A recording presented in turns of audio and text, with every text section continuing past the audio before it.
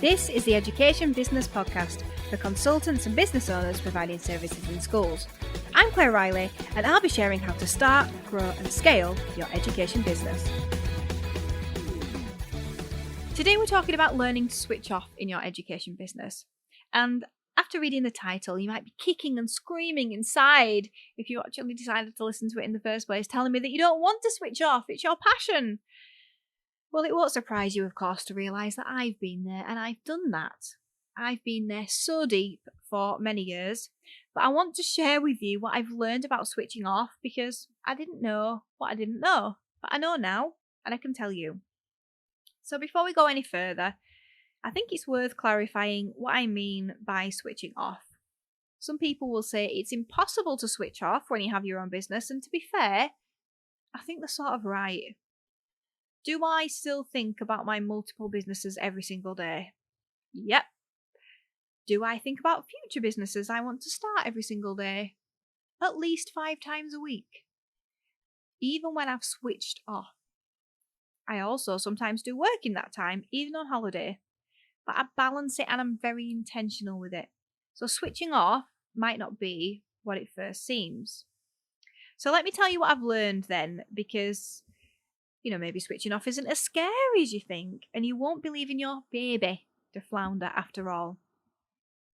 So the number one thing I've learned, and if you take nothing else away from this episode, take away this, is that it's a learned skill. Yep, you heard me correctly. It's a learned skill. You can learn it. It's not about personality type. It's not that you're a workaholic and other people aren't, even if you're proud of that fact. It's not that you have more passion for your business than anyone else does. It's not even that you can manage your workload better and your time better than anyone else. It's just something that you have not yet learned and not prioritized. I'm going to let that sink in for a moment, because I know sometimes on the podcast I have to say the things that other people don't say. You have not yet prioritized it. You see, the thing is, you have to put effort in to be able to switch off. And this is a confusing concept, that it requires effort to rest, because it's kind of a contradiction. It's a concept that I did not learn very quickly at all. Nobody sat on a podcast and spelled it out for me like I'm trying to do for you here, so please take this gift. I figured it out slowly over a very long time. I can't tell you how many holidays I've been on where the thinking has just become too much for me because I felt so overwhelmed. Or worse, I've had to take work with me because I've had no choice about it. My laptops have been through a lot of airport scanners. And you know what? Before I had children, I didn't even go on that many holidays because of my business. Before the kids were born, it was about a 7-year period between getting married and having Hattie. We visited Prague, Croatia and Serbia. And that was it. And we wouldn't go for more than a week because of the business. And one of the main issues back then was that I simply just didn't plan ahead. I'd only think about it a few days before it was time to pack, usually the same day or the night before. And going on holiday needs a lot of planning and preparation in your business, and I didn't do it.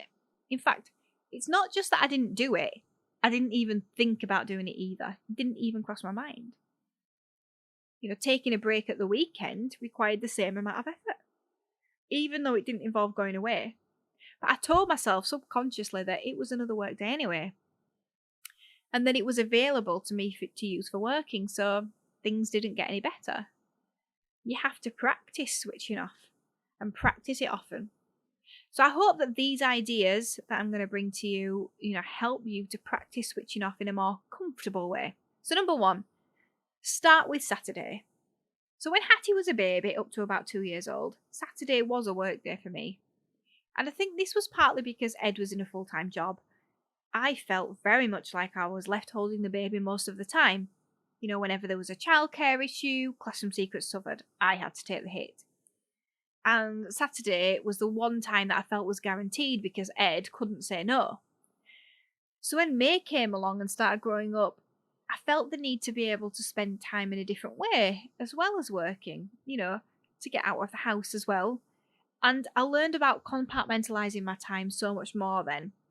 And one day, it kind of just happened that I decided that Saturday would be my day off, that I wouldn't expect myself to work on that day. I think getting an office helped. It seemed to formalise normal working hours for us as a company. So if you find yourself working every hour and not being able to switch off, then try taking a day off on a Saturday. It could be a one day where you know that you're not going to do any work. Number 2, effective ideas capture. So what is switching off? I've alluded to the fact that it's not necessarily not thinking about your business. Thoughts will come, and if you actually take time to not be sat at your desk working, then they're going to come more freely. Now, my old self would want to sit down and start working immediately using the inspiration right away.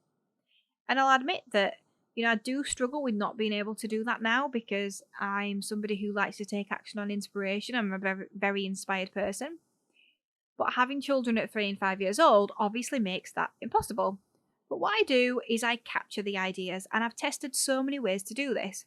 And I used to just write it on a list, but then I'd never get to it, or I'd have no idea what on earth it was. Now, the key here is to record all of the information that you need and all of the thinking that you've organically done in the moment as it comes to you. So if you capture it then, it's easy. If you try to remember it at a later date when you've just written, write a podcast episode, then it's really hard. So now I use Evernote for all of the details. So for me, it's probably a podcast episode that springs to mind. And I'll write down all of the points that I can think of so I have something to start with. I love to use the inspired ideas then at a different time because, there's so much there already because I've captured it then and there in the moment. And of course, it also goes on my to-do list as well. And it could be a to consider to-do list that you don't know if it's valuable to do yet, so you'll sit with it. It doesn't have to be a to-do list that you'll definitely do. So you might also have a realization. Something might come to you from a personal development point of view that needs journaling, and it's the same principle. Jot down all of the points that you can think of in that moment so you can make a good start later.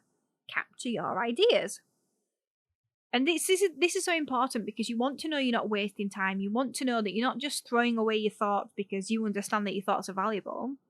The work that your brain has done for you, just like in meditation, you are finding a way to take them and then just let them go. And in our case, we're taking the gift that we've been given before we let them go by capturing them. Number 3, systems and processes. So getting your systems and processes in order is really important for being able to step away, even if you're still a one-person band. When do you do things? Do you just tackle everything reactively as it comes in, or do you have a time for everything? What would it be like if you knew that 10 a.m. to 12 p.m. every weekday you dealt with customer emails and social comments rather than whenever they came in and hit you around the head? Then when you feel the urge to check or respond on an evening or a weekend, you can stop yourself and trust the process that kind of work gets done 5 times a week, which is plenty. Having a time and a place for everything and systems will help you not to fall into the trap of multitasking as well, which is not a thing. Multitasking is not a thing.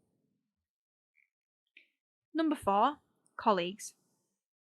So obviously it depends on whether or not you can afford employees at this stage in your business.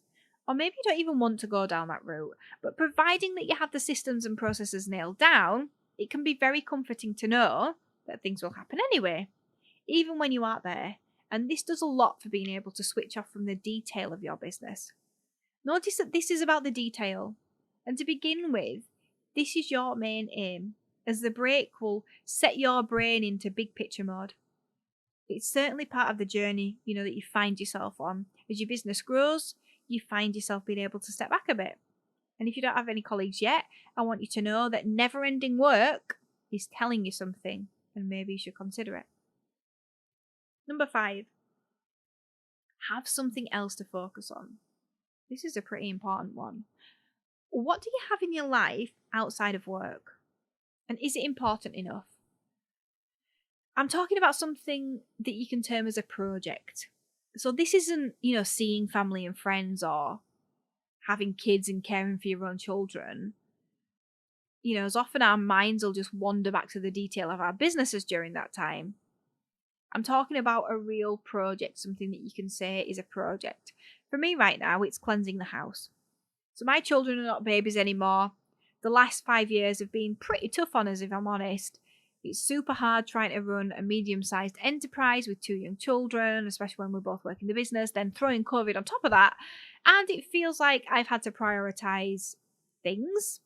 And it's just the way it is. So it's time to go through the house and clear everything out. And that's something that's really important in my life right now. It's clearing out for the next chapter, allowing more to come to me that's right for me right now. And it's something big to think about that's not business. So make sure whatever you choose to do that's not work is a big enough distraction. My children are a big distraction on a Saturday, for example, because they leave no time for thinking about or discussing business generally. But whatever it is, it needs to be a big distraction. Number 6, look for the benefits. They're really important. So you might have listened this far and still be rebelling, thinking that you don't need to do this, but I implore you to look for the benefits because they are really important. I didn't realise the issue when I didn't have time to switch off, but now I can see how much it would have benefited me in the early days. I wouldn't have felt burned out as much. It would have shown me where it was possible to get more help. I'd have given my brain space to think more big picture things. And I'd have had so many realizations earlier that I could have started working on. Being a leader, whether you realize that you are or not yet you are, is a lot of brain work and a lot of heart work. You're a leader. And as a leader, you need more time to have space and think. Number 7, try on different schedules. Try different schedules out for size. Maybe you need more space or work time.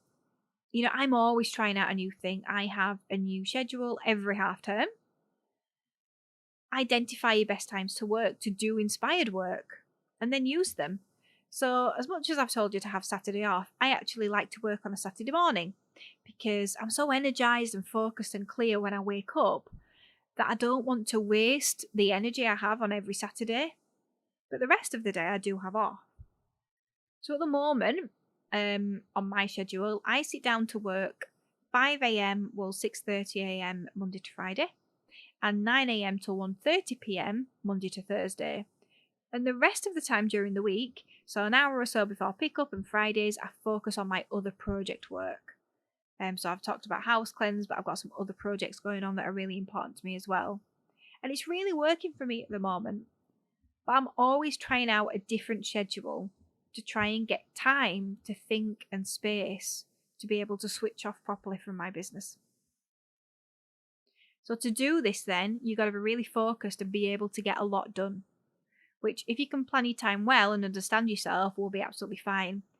So the fact that I work 9 till 1:30, I can guarantee that I get as much work done as somebody who works 9 till 5 because I know how to plan my time. I'm very intentional with my time, and I also block things as well.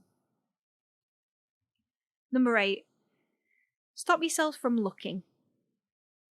So to feel like you're having a real mental break from the detail, you have to make a choice and follow through. Stop yourself from looking at your emails, Teams or Slack, your social media messages, your social media pages. It's in your control. It's not anyone else's responsibility to send communications at a different time. I'm really passionate about that. They should send it when it's right for them, and you should check when it's right for you. If you're not already, start becoming aware of how regularly you mindlessly check these things and find nothing, or find something that you know you shouldn't deal with now anyway. I've really noticed a difference in stress levels when I'm constantly on Teams when I shouldn't be. So now, I try and not check after 3:30, and between 6:30 and 9 a.m. I try not to check, because if I go on, loads of people will have sent me messages because they've started working, but I don't have time to respond properly, so then I feel stressed. So where possible, I try and sign out because it makes a difference to me and it helps me focus on what's important in the moment. So stop yourself from looking at what you know you shouldn't be looking at if you're going to really switch off. Number 9, go on holiday. The change of scenery will do a lot for you, it honestly will. It can help you break patterns and routines if that's something that you struggle with. But be aware, it's not a holiday like others might have. So I alluded to this in the beginning. You're probably never going to have that kind of holiday again as long as you've got your own business. It's processing time, and it's needed processing time. In fact, as a leader, you need so much more processing time. You're going to have to try and have more holidays. And it took me a long time to accept this. I really like to be fair. And my version of fair is definitely unbalanced. I've got this tendency to tip towards unfair for me and my family. And I'd sabotage myself and my time off because my colleagues were at work. But now I understand so much more about why I need that time, why it's fair, and why it benefits them as well, because I'm doing a different job and the responsibility I have is so much greater and they need me to be at my best, whatever it takes. And while you're on holiday, you're going to think about your business. It's inevitable, and that's okay. So, work through the strategies that I've been talking about. Capture the ideas, ask yourself some big questions, and you return from holiday feeling like you've had a break from the detail, but also with the clarity on, what you're doing now and where you are going. I want to end by saying that when you take the time to switch off from the detail of your business, you will reap the rewards, especially if you feel like you don't even need to. It's all about getting your mind into a different state to see what you can't see now that could save you money, time, or be the next big important thing that you could do in your business. If you found that useful, then you're also going to find Education Business Club Beta useful as well. So it's on its way to you. We are working towards a 1st of December launch, so it's very, very soon now. And I would love to get you on the waiting list to come into the club, and you can get all the information about what the club is and how it's going to run at educationbusinessclub.co.uk/beta club. Thank you so much for listening. Thank you for listening to the Education Business Podcast. To get more information to grow your business, sign up at educationbusinessclub.co.uk.